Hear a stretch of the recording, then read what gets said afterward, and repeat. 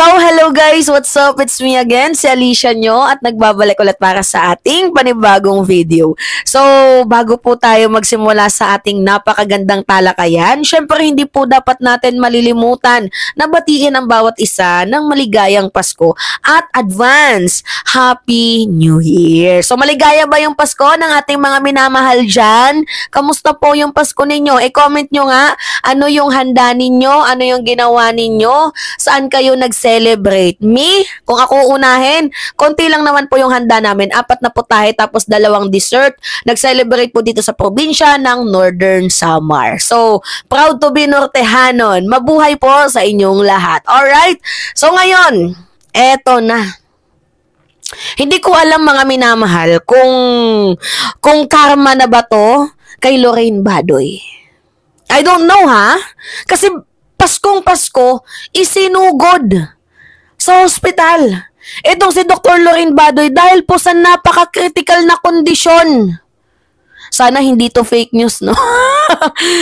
Nakita ko kasi post din mismo to mga minamahal ng SMNI. So I think legit naman to. Or else, isa lang yung napapansin ko. Bakit kapag kinakasuhan, bakit parang nagkakasakit? Kung si Kibuloy nga may house arrest, si GMA mayroong neck brace, naka-wheelchair pa. Si Alice Go, ganun din, nagpapa-hospital arrest. Diba napapansin ninyo, bakit kapag may kasalanan, kapag nasusukdol, ay biglang nagkakasakit? Ngayon lang si Lorraine Badoy nagkasakit mga minamahal at nasa critical na kondisyon. Tingnan niyo tong balitang to.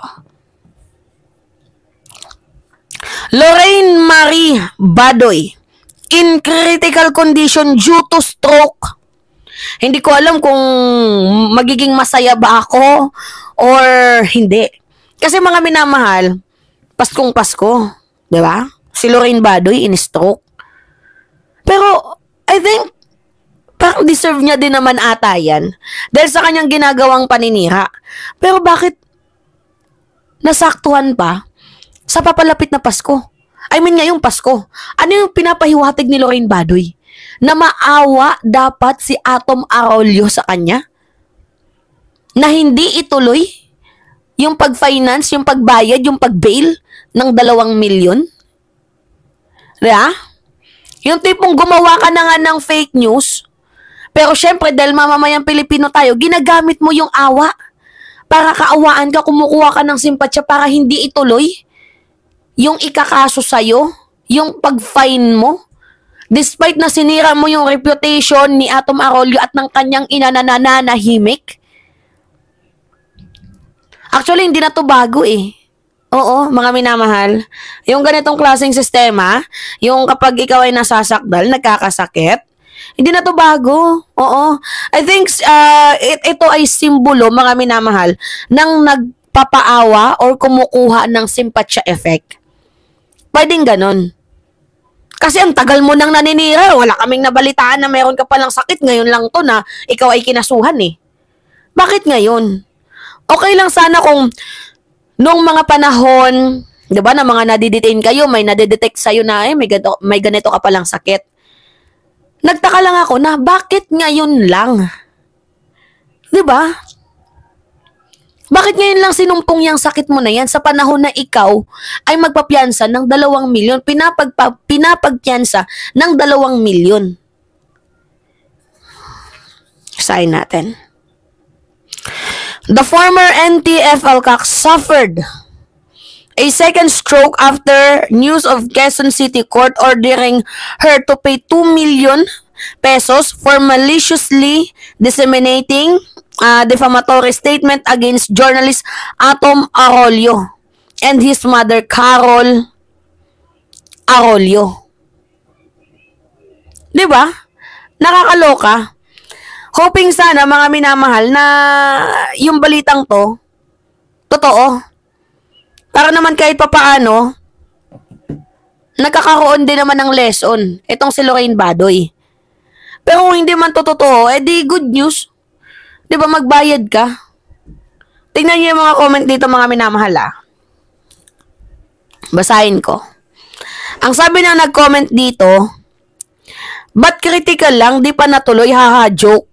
Sabi ni Marie. Tapos may nag-comment dito, sabi ni Irene, dati ko na rin ibinigay yung rest and peace.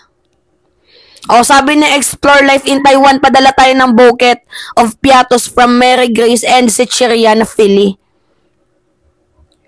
Sabi ni Zoom, bagong achievement, congrats. Diba? O, si Sibong, please Lord, sana hindi fake news ito. Amen. O, sabi naman ni Sleeping Drug Lord, kahit wag na matupad yung Christmas wish ko, basta hindi lang fake news tong balitang to. Ang dami din pala mga minamahal ang humihiling na sana totoo na lang tong balitang to. Pero ako, kung ako lang yung tatanungin, mas gusto ko na lang din na mas okay yung katawan ni Lorraine Badoy habang pinagbabayaran niya yung kanyang mga kasalanan. Para kung makulong man siya, talagang nandun ka na sa punto ng buhay mo na, ano ba, kailangan ko, anong gagawin ko? Yung parang gumaganon siya. Kasi kapag meron kang sakit, tas nakakulong ka, iisipin mo, ay, wala na, okay na. Mamamatay din naman ako eh. Hayaan na natin yan. Parang gano'n na lang iisipin ni Lorraine Badoy. Mas maganda yung pain ng talagang malakas yung katawan niya habang nagsasuffer siya doon sa kulungan. Kung hindi siya makakapagbayad ng piyansa. Diba? Ang daming fake news na ginawa, tapos ngayon lang to nagkasakit. Kaloka? Ano yun? May nag-comment pa dito. Alam ko, masamang damo, matagal mamatay eh. Baka gawa-gawa lang itong balitang to. Pwedeng ganun eh. Tingnan mo si Digong, hanggang ngayon, buhay pa din. Diba? Ang dami mga comment dito. Oh, may nag-comment, gaba daw. Sana they will learn their lesson. Yan ang mga comment dyan. Tapos sabi pa dito ni Leonida Daday sa sis, happy sana ako. Basta to. Yan. So kayo mga minamahal, ano yung masasabi nyo dito? Na si Lorraine Badoy ay nagkaroon ng stroke, critical condition, after na pinagbabayad ng 2 milyon? Ano yung masasabi nyo dito? Sige nga, comment kayo. Deserve ba ito ni Lorraine Badoy? Or hindi? Na? So, again, mga minamahal, Merry Christmas po sa inyong lahat. Siyempre, tayo ngayon, lahat tayo nabibisi, no? Pero wag nyo sanang kalilimutan na sana sa January 15, supportahan natin si Enzo Recto para sa impeach Sara na gagawin at isusulong natin para sa ikabubuti ng ating bayan. So, alam ko busy kayo.